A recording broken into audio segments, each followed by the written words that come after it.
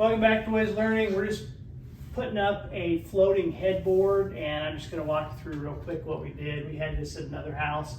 This is the other half. It just slides up. The headboard slides up to the wall flush and then slides down. We left enough gap so that the top actually will sit flush with the wall, and then it's perfect with how thick this 2x4 was.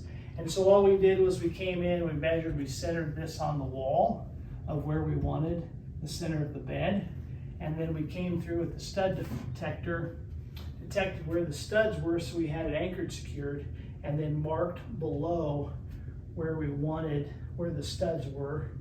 Then we came back and we simply measured down from the top of the headboard where we wanted it down to the bottom of the French cleat.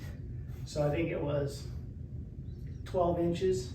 So the top of the headboard was here, and then we measured 12 inches down from where we wanted it, put a level on it, and then screwed into the studs.